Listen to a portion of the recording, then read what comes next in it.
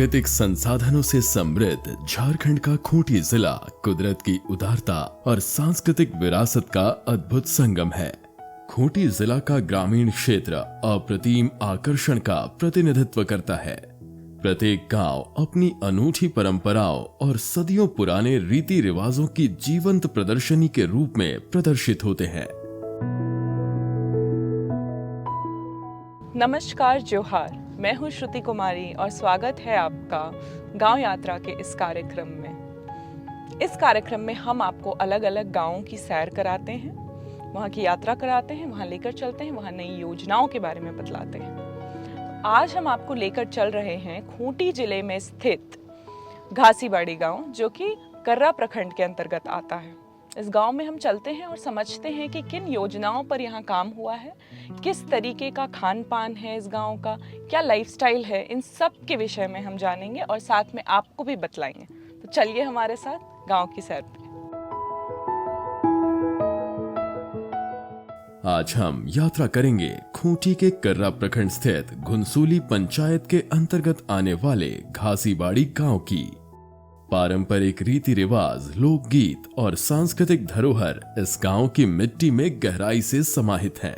यहाँ की हर गली, हर मोड़ और हर चेहरे में संघर्ष और कर्मठता की एक कहानी रची बसी है, जो इसे वास्तव में खास बनाती है।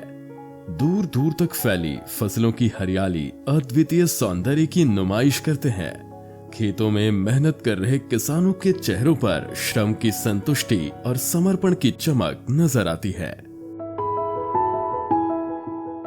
घासीबाड़ी गांव का विस्तृत कृषि क्षेत्र, जो आज रंग बिरंगे फलों और सब्जियों से भरपूर है, परिवर्तन और परिश्रम की एक अनकही कहानी बयां करते हैं। इस सुरम्य परिदृश्य के परे खूंटी के ग्रामीणों ने लंबे समय तक निराशा और अभाव से भरा जीवन व्यतीत किया। कभी बंजर और सूखी पड़ी इस भूमि को आधुनिक सिंचाई और उन्नत कृषि तकनीकों के माध्यम से पुनर्जीवित किया गया है। हम लोग का अभी बहुत सुंदर गांव में दिख रहा है और मेरा बागवानी भी अच्छा है और पेड़ भी पूरा स्वस्थ है, मंजर आ गया है। हमको इससे आगे काफ़ी फायदा होने वाला है। और उसके साथ साथ हम बागवानी के अंदर हम सब्जी भी लगाते हैं। जैसे अभी टमाटर लगाए, टमाटर अभी बिक्री हो रहा है, टमाटर बेच रहे हैं, जिससे हमको 50 डिसमिल में लगा हुआ है टमाटर, जिसमें हमको काफ़ी फ़ायदा हुआ। टपक सिंचाई से बहुत फ़ायदा है, काहे कि यहाँ पानी बहुत कम मात्रा में सिंचाई हो सकती है। और ये टपक सिंचाई से यही उम्मीद है कि हर पौधा को उसकी आवश्यकता के अनुसार इसको पानी मिल जाता है, जिसके चलते पौधा यहाँ काफ़ी ग्रोथ करता है और अच्छा रहता है। अच्छा ग्रोथ के साथ साथ यहाँ फल भी अच्छा हमको मिलेगा।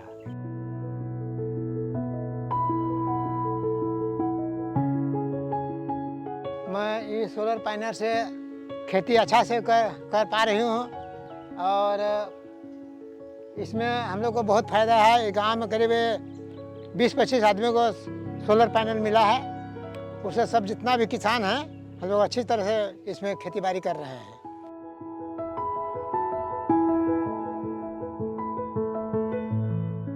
आज हम कृषि के क्षेत्र में जो पूर्ण रूपांतरण देख रहे हैं, वह सरकार के कार्यक्रमों और इन ग्रामीणों के अथक प्रयासों से संभव हो पाया है।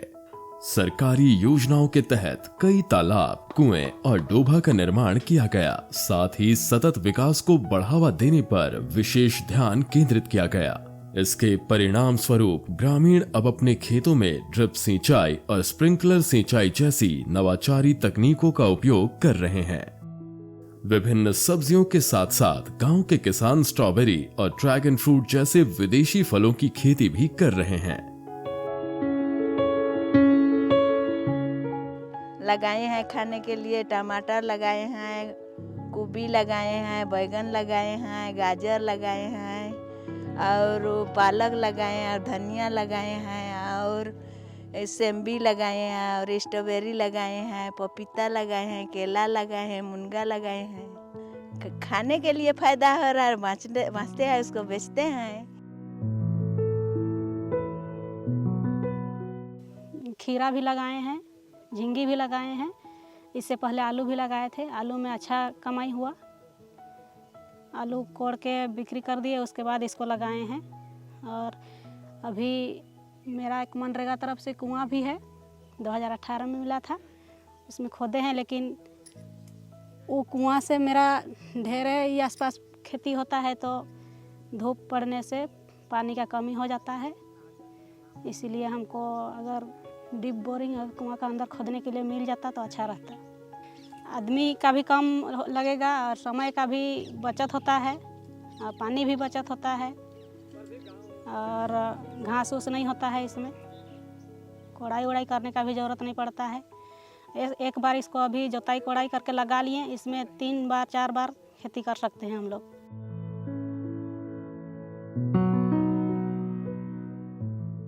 मनरेगा से सिंचाई को बन रहा है, जिसमें पूरा गांव का अगल बगल में खेती बाड़ी होगा, इससे कुआं से सिंचाई होगा।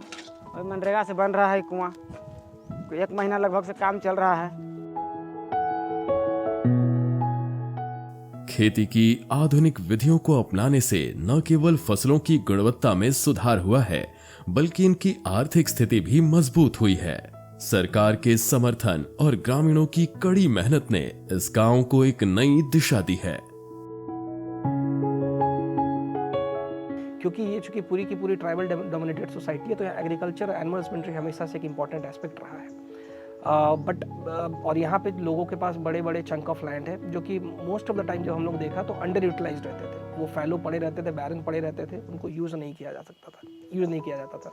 और दूसरी जो बड़ी समस्या यहाँ पे अक्सर दिखती थी कि लोगों से जब पूछा जाए कि आप क्यों नहीं किसानी करते हैं, तो उनके द्वारा ये कहा जाता था कि पानी की बड़ी समस्याएं हैं यहाँ पे, हम लोग इरिगेट नहीं कर पाते हैं प्रॉपर।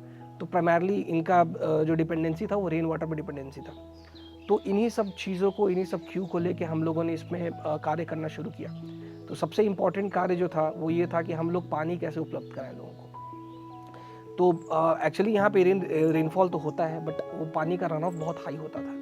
तो इन सब चीज़ों को ध्यान देते हुए हम लोगों ने बहुत सारे ट्रेंच कम बंड्स बनवाए और बहुत सारे पॉन्ड्स खुदवाए। इनसे क्या हुआ कि इनसे 2 चीज़ें हुई, एक तो ग्राउंड वाटर रिचार्ज होता और दूसरा वाटर एक्यूमुलेट होता, तो उससे लोग फार्मिंग कर सकते थे। अब जब ये हो गया तो उसके बाद दूसरा चीज़ था कि अब वहाँ से खेत तक पानी कैसे लेके जाए। तो उसके लिए हम लोगों ने फिर सोलर लिफ्ट इरिगेशन और नॉर्मल लिफ्ट इरिगेशन पे हम लोगों ने फोकस किया। फिर ताकि अगर ज़मीन में मिट्टी पानी पहुँच भी जा रही है तो पानी चूँकि कम है, तो एफिशिएंट यूटिलाइजेशन कैसे करेंगे। तो इस पर फिर हम लोगों ने माइक्रो इरिगेशन पे फोकस किया, चाहे ड्रिप इरिगेशन हो या फिर हमारा स्प्रिंकलर इरिगेशन हो।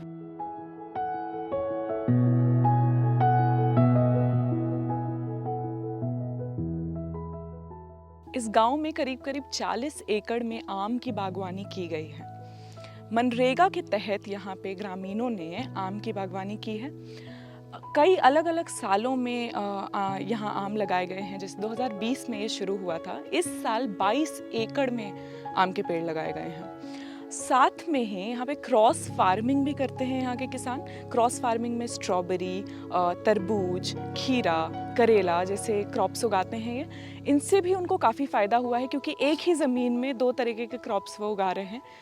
बागवानी तो हो ही रही है, साथ में सीजनल क्रॉप्स भी उग रहे हैं, जिनसे उनको काफ़ी फ़ायदा हो रहा है। और ड्रिप इरिगेशन सिस्टम जो है एक बहुत मददगार रहा है उनके लिए, जिसके मदद से ये क्रॉप्स को सही तरीके से पानी दे पा रहे हैं। यहाँ सिंचाई कूप भी है, और सबसे बड़ा फ़ायदा जो यहाँ के किसानों को मिला है वो है सोलर पैनल के ज़रिए यहाँ का मोटर चलता है और यहाँ के जो क्रॉप्स हैं उसको ड्रिप इरिगेशन से पानी मिलता है। सरकार की इन योजनाओं और ग्रामीणों के प्रयासों द्वारा न केवल कृषि बल्कि पशुपालन के क्षेत्र में भी क्रांतिकारी परिवर्तन आया है। कृषि के साथ ही घासीबाड़ी गांव में पशुपालन आय का एक महत्वपूर्ण स्रोत है। पशुपालन के क्षेत्र में पशुधन योजना के कार्यान्वयन के साथ सकारात्मक परिवर्तन दृष्टिगोचर हुआ है। अब ग्रामीण अपने पशुओं को घर के अंदर या खुले में रखने की बजाय शेड में रखते हैं, जिससे उनकी सुरक्षा और स्वच्छता दोनों सुनिश्चित हुई है। नरेगा से थे मिला है और उसको बनाए हैं। अभी तो गाय सब रहते हैं। गाय 5 गो है। गाय देता है दूध, फायदा उसको इधर उधर बेचते हैं तो फायदा होता है और खाने पीने के लिए भी होता है। गोबर को खाद बनाते हैं और खेत में डालते हैं। इस योजना के माध्यम से मवेशियों की देखभाल के तरीकों में सुधार आया है, साथ ही इन पशुओं की उत्पादकता और स्वास्थ्य में भी वृद्धि हुई है। स्वच्छ और सुरक्षित माहौल में रखे जाने से पशुओं की बीमारियों में कमी आई है। इस पहल ने ग्रामीण समुदाय की आर्थिक स्थिति को भी मजबूत किया है। स्वस्थ और उत्पादक पशु इनके लिए एक स्थिर आय का स्रोत बन रहे हैं। ये बदलाव केवल आर्थिक दृष्टिकोण से ही नहीं, बल्कि ग्रामीण जीवन की गुणवत्ता और समृद्धि के दृष्टिकोण से भी महत्वपूर्ण है। यहाँ गांव में काफ़ी लोगों को शेड मिलने से काफ़ी फ़ायदा हुआ है। जैसे पहले जब गाय टेम्पररी शेड में रहती थी तो वहाँ बारिश और ठंड के मौसम में काफ़ी नुकसान होता था, गायें असुरक्षित रहती थी, साथ में ही ठंड लगने से या बारिश होने से काफ़ी असुविधा हो जाती थी उनको। पर परमानेंट शेड बनने के बाद से इन सब चीज़ों से निवारण हो गया है, साथ में ही गायें सुरक्षित भी हैं और काफ़ी सुविधापूर्वक शेड के अंदर रहती हैं। पशुपालन के साथ साथ इस गांव का एक वर्ग मछली पालन भी कर रहे हैं। इस गांव में मछली पालन न केवल इन परिवारों के लिए भोजन का स्रोत है, बल्कि आमदनी का एक महत्वपूर्ण साधन भी है। ग्रामीण अपनी मछलियों को स्थानीय बाजारों में बेचते हैं और साथ ही अपने परिवार के लिए उपयोग भी करते हैं। ज़्यादा तो उसको बेचते हैं वो जो खाते हैं वो, यहाँ से बहुत फायदा होता है। ज़्यादा होने से बाजार ले जाते हैं। हमको इस समूह तरफ से मतलब सहयोग तो नहीं, हम समूह तरफ से मछली मिला था, मतलब महिला मंडल समूह से, उसको हम पैसा लगा के खरीदे हैं। तो इसमें फ़ायदा वही कुछ मुँह निकलता है, कभी कभी तो 2-4 रुपये फ़ायदा हो जाता है, लेकिन कभी कभी कैसा बीज रहता है, इसलिए मछली ढंग से बढ़ता नहीं है। मतलब वही जो ये है, रोहू कतला छोड़े हैं, जैसे गोबर डालते हैं आहार के लिए, मछली का आहार के लिए, और जो सरसों का खल्ली नहीं होता है उसको भी डालते हैं। जैसे बाँचल जो खाना वाना रहता है उसको भी फेंक देते हैं। घासी बाड़ी में तालाब और जलाशयों के निर्माण के साथ मछली पालन को बढ़ावा मिला है और ग्रामीण समुदाय में इसका महत्व बढ़ा है। परिणाम स्वरूप अब ग्रामीणों को अपने परिवारों के लिए मछली जैसा पोषक आहार आसानी से मिल पा रहा है, वहीं उनकी आर्थिक स्थिति भी सुधर रही है। इस गांव में कई ग्रामीणों के द्वारा मछली पालन का भी काम किया जा रहा है, जिससे उनको काफ़ी फ़ायदा होता है। घर में खाने को मछली तो होती ही है, साथ में बाहर बेचने पे उनकी आय में भी वृद्धि होती है। सरकार की योजनाओं और ग्रामीणों के समर्पण ने इस गांव में एक समग्र और समृद्ध जीवन शैली का मार्ग प्रशस्त किया है। कृषि, पशुपालन और मछली पालन के संगम ने गांव को एक नई दिशा दी है, जहां हर क्षेत्र में उन्नति और विकास हो रहा है।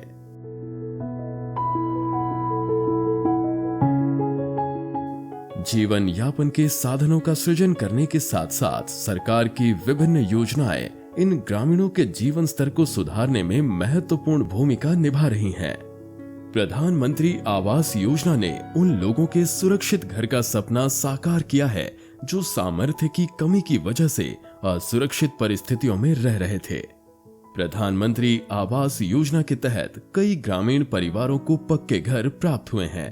पहले जहां कई लोग कच्चे घरों में रहते थे, अब उनके पास मजबूत और स्थायी घर हैं, जिससे इनकी गरिमा और आत्मसम्मान को बढ़ावा मिला है। मैं पहले खपरा घर में रहता था, अभी पीएम आवास योजना के तहत मुझे घर मिला है और ये भी पूरा तैयार हो गया है और इसी में रह रहा हूँ और अभी काफ़ी सुख सुविधा से रह रहे हैं। और पहले जो खपड़ा मकान था उसमें से पानी भी बरसात के दिन में पानी भी चूता था और उसमें हम लोग को रहने में भी परेशानी होता था। अब अभी पक्का का मकान मिल गया, मोदी की देन है ये। कहते हैं जब आप एक महिला को शिक्षित करते हैं तो उसके साथ साथ पूरा समाज शिक्षित होता है। घासीबाड़ी गांव में ये कहावत यहाँ की महिलाओं के उल्लेखनीय प्रयासों से चरितार्थ होती है। यहाँ की महिलाएं अपने अथक एवं अनवरत प्रयासों से अपने समुदाय को रूपांतरित कर रही हैं। स्वच्छता और जल संरक्षण से लेकर उन्नत कृषि पद्धतियों के प्रति जागरूकता फैलाने तक इन महिलाओं ने महत्वपूर्ण भूमिका निभाई है। चाहे जल सहिया हो या बागवानी सखी, ये महिलाएं अपने गांव को बेहतर भविष्य की ओर ले जा रही हैं। मेरा कार्य है, जल सहिया का कार्य है कि हर गांव चापाकल में कुआं का पानी जांच करना, फिर पानी में क्या नुक्स निकला उसके बारे में ग्राम सभा में या समूह में जाके जानकारी देना, और जो पानी नुक्स है तो उसको नहीं पीना है उसके बारे में जानकारी देना। और मेरा गांव में अभी 175 शौचालय बन चुका है, और अभी और सर्वे के माध्यम से मेरे पास अभी और शौचालय बनने के लिए सूची भी आया है। और जो स्वच्छता के बारे में हम लोग समूह में ग्राम सभा में जानकारी देते हैं, और जो मतलब क्या बोलेंगे प्लास्टिक मुक्त वाला योजना चला था उसमें भी हम जाके ग्राम सभा में जाके जानकारी दिए। हम लोग जितना भी स्वच्छता के बारे में सभी समूह में सभी दीदी के हम लोग मिल के सभी जो भी कार्य रहता है उसको हम लोग समूह में ही जानकारी देते हैं।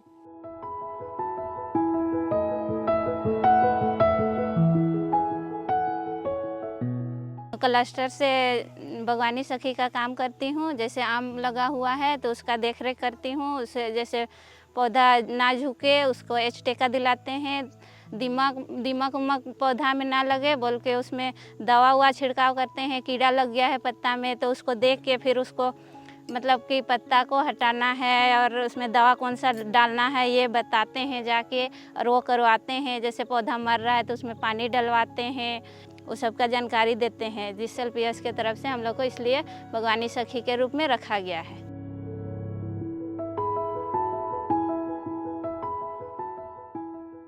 इसके साथ ही महिलाएं स्वयं सहायता समूह से जुड़कर साप्ताहिक आधार पर पैसे बचाती हैं और जरूरत पड़ने पर नाम मात्र के ब्याज पर एक दूसरे को समूह के माध्यम से ऋण मुहैया कराती है।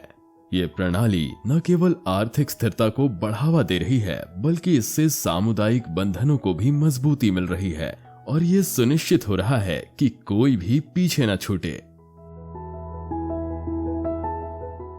खेती बाड़ी करीला हम अथी ड्रिप ले ही और ड्रिप अथी करी और ऋण भी ले ही, तो वह ऋण लेके वह बारी के मन खेती बाड़ी करीला, एक रुपया ब्याज लागेला, वह हमके फायदा है। और जगन ने बगरा लागत रहे। समूह में हम लोग 2017 नवंबर से जुड़े हुए हैं और हम लोग समूह बैठक करते हैं। सबसे पहले शपथ लेके सब करके उसके बाद बचत करते हैं। बचत करने के बाद हम लोग ऋण में दीदी लोग ली है तो नियमित रूप से वो दीदी हम लोग का नियमित ऋण वापस करे ताकि अगला दीदी को भी हम लोग दे सके। और हम लोग का समूह में जुड़ के हम लोग को यही फायदा हुआ कि हम लोग पहले से दूसरा का घर में ऋण लेने जाते थे तो हम लोग को 10% 15% में ऋण मिलता था, और अभी हम लोग को समूह में जुड़ के हम लोग को 1% में मिल रहा है। और उसी से हम लोग को घर में जो ऋण लेके हम लोग को रोजगार भी कुछ करने का ही हो रहा है, तो हम लोग को जल्दी से समूह में जा रहे हैं और हम लोग को ऋण मिल रहा है, तो उससे हम लोग को रोजगार कुछ शुरू कर रहे हैं। और उससे हम लोग को बाल बच्चा का पढ़ाने लिखाने में भी सहायता मिल रहा है।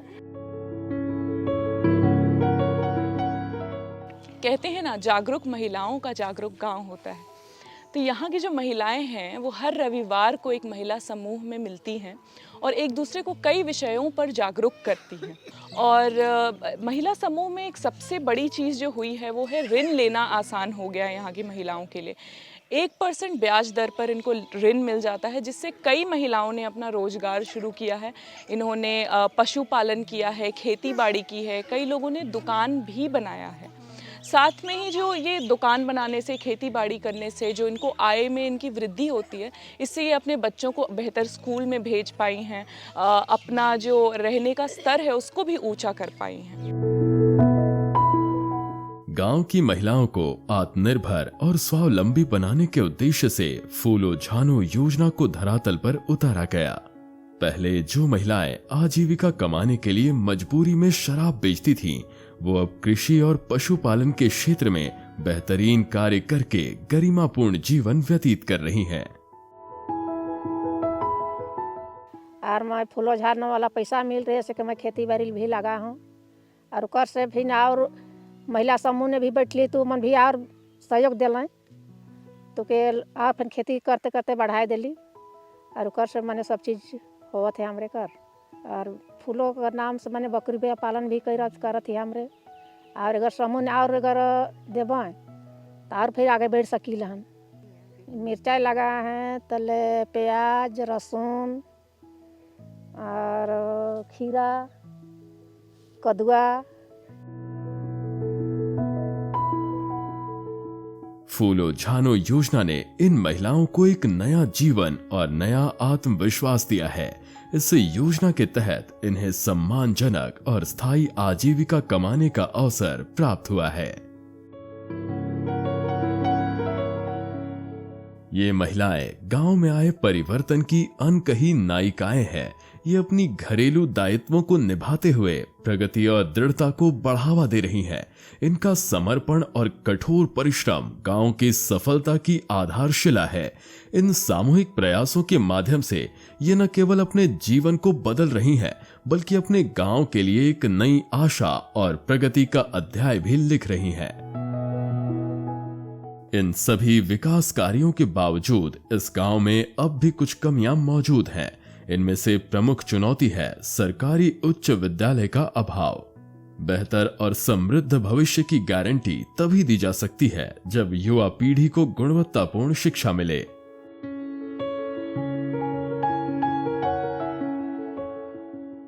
मेरा एक यहाँ बहुत बड़ी कमियां है, खामियां है, जो कि मेरे क्षेत्र में, मेरे पंचायत के क्षेत्र में अगर एक आपका उच्च विद्यालय होता तो शिक्षा के तौर पर देखा जाता तो हम लोग के बच्चे जो हैं बाहर 10 किलोमीटर 15 किलोमीटर दूर जाते हैं, वो नहीं जाते और यहीं पे अपना शिक्षा ग्रहण करते। इसके अतिरिक्त हालांकि उज्ज्वला योजना ने कई जीवन को बदला है, लेकिन इस गांव के आंगनबाड़ी में सेविका को अब भी लकड़ी का उपयोग करके खाना पकाना पड़ रहा है। इस सेंटर में इन्हें गैस और सिलेंडर तो मिला है, लेकिन सिलेंडर की रीफिलिंग नहीं हुई है। मेरे यहाँ 20 बच्चे आते हैं आंगनबाड़ी में, जिसको सुबह नाश्ता के रूप में गुड़ और बादाम दिया जाता है। उसके बाद में सूजी का हलवा दिया जाता है और फिर बाद में ये दोपहर में मतलब 12 बजे लगभग खिचड़ी दिया जाता है। और यहाँ पे आंगनबाड़ी बहुत अच्छा बना हुआ है। अभी दीवार लेखन सब हुआ है, पढ़ाने में सुविधा हो रहा है बच्चा लोग को और बहुत सारा खिलौना भी मिला हुआ है। बच्चा लोग बहुत इंजॉय कर रहा है, अच्छा से मतलब खुश एकदम रहता है, खेलता भी है, बोलता भी है, पढ़ता भी है अच्छा से। और हम लोग को थोड़ा सा प्रॉब्लम है जलावन का। यहाँ पे फर्स्ट बार में हम लोग को गैस मिला था, उसके बाद और भरने के लिए हम लोग को पैसा वैसा नहीं दिया गया है। अपना सुविधा अनुसार हम लोग लकड़ी ही जलाते हैं और बच्चों का पोषाहार बना के अभी खिला रहे हैं। बच्चों को पोषण और प्रारंभिक शिक्षा प्रदान कराने में आंगनवाड़ी की महत्वपूर्ण भूमिका है। इसलिए ये सुनिश्चित करना अत्यंत आवश्यक है कि यहाँ सभी आवश्यकताएं पूरी हों। आंगनवाड़ी में नियमित रूप से गैस सिलेंडर की आपूर्ति सुनिश्चित करने से सेविका को बेहतर तरीके से पोषण युक्त भोजन तैयार करने में मदद मिलेगी। घासी बाड़ी में परिवर्तन की ये बयार अपने साथ नई प्रौद्योगिकी और टिकाऊ प्रथाएं लेकर आई है। सिंचाई में सुधार, आधुनिक खेती के तरीकों को शुरू करने और पशुपालन को बढ़ाने के उद्देश्य से की गई पहल का फल मिलना शुरू हो गया है। जल संरक्षण परियोजनाओं ने सूखी भूमि को फिर से जीवित कर दिया है और उन्नत कृषि तकनीकों की शुरुआत ने किसानों को बेहतर पैदावार प्राप्त करने के लिए सशक्त बनाया है। शिक्षा और प्रशिक्षण कार्यक्रमों ने ग्रामीणों को कृषि के नवीनतम तरीकों के बारे में शिक्षित किया, जिससे वे पुरानी परंपराओं के बंधन से मुक्त हो रहे हैं। कई लघु उद्योग और सहकारी समितियों का उद्गम हुआ है, जिनके द्वारा आजीविका के वैकल्पिक साधन प्रदान किए जा रहे हैं। एक समय दुर्लभ रहे संसाधनों को अब बुद्धिमता और दूरदर्शिता के साथ प्रबंधित किया जा रहा है। घासीबाड़ी गांव में आया ये बदलाव यहाँ के लोगों की अदम्य भावना और नवाचार की परिवर्तनकारी शक्ति का प्रमाण है। मैं यह कहना चाहूँगा कि हमारे आसपास में कोल्ड स्टोरेज रहता या तो कृषि से संबंधित एक शिक्षण केंद्र अगर होता तो हमें लगता है कि आने वाला दिन में हमारे किसान भाई अपना बहुत बड़ा उपलब्धि हासिल करते। इनका संघर्ष और जीत ये संदेश देता है कि सशक्तिकरण का सही अर्थ क्या होता है और कैसे यह एक पूरे समाज को बदल सकता है। ये एक अनुस्मारक है कि प्रतिकूल परिस्थितियों में भी परिवर्तन संभव है। घासीबाड़ी गांव अब एक नए दौर में प्रवेश कर चुका है, जहां आधुनिकता और परंपरा का संतुलन इन्हें एक उज्जवल और सफल भविष्य की ओर ले जा रहा है। तो आज हमने आपको खर्रा प्रखंड में स्थित घासीबाड़ी गांव की यात्रा कराई। इस गांव में हमने काफ़ी चीज़ें देखी, जैसे सोलर पैनल का इस्तेमाल इस गांव में काफ़ी किया गया है मोटर चलाने के लिए। ड्रिप इरिगेशन सिस्टम का इस्तेमाल किया गया है यहाँ खेती बाड़ी के लिए, जो कि बहुत ही अच्छा है यहाँ के गाँव वालों के लिए। साथ में मछली पालन होता है, यहाँ पे गाय पालन है, बकरी पालन भी है।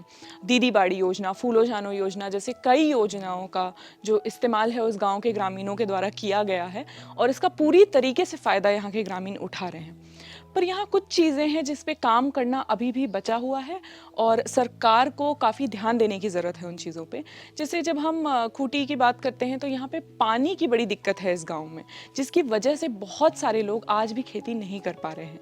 तो अगर सरकार उसकी तरफ थोड़ा काम करे तो काफ़ी मदद होगी लोगों की। साथ में ही जब हम स्कूल की बात करते हैं तो यहाँ सिर्फ 8वीं तक की पढ़ाई होती है। तो यहाँ के जो गांव वाले हैं उनका ये मानना है कि अगर 12th तक की पढ़ाई इस गांव में होने लगे तो बच्चों के लिए बहुत आसान हो जाएगा, उनको 20 किलोमीटर दूर नहीं जाना पड़ेगा 8वीं कक्षा के बाद। तो सरकार इन चीज़ों पे यहाँ ध्यान दे सकती है। साथ में एक और चीज़ है, जैसे जब हम उज्ज्वला योजना की बात करते हैं तो यहाँ गैस तो दिया गया है लोगों को, पर उसको भरवाने के लिए बार बार सुविधा नहीं दी जा रही है। आंगनबाड़ी में भी यही समस्या है। इन चीज़ों पे ध्यान देने की बहुत ज़रूरत है और हम ये कह सकते हैं कि सरकार ने अच्छा काम किया है, बट योजनाओं की इम्प्लीमेंटेशन और उसको रेगुलर रखने के ऊपर ध्यान देने की ज़रूरत है। तो हमने ये गांव काफ़ी अच्छी तरीके से घूमा। इसी के साथ हम आपसे लेते हैं इजाज़त और अब हम आपसे मिलेंगे अगले अंक में, अगले गांव में। तब तक के लिए जोहार, नमस्कार।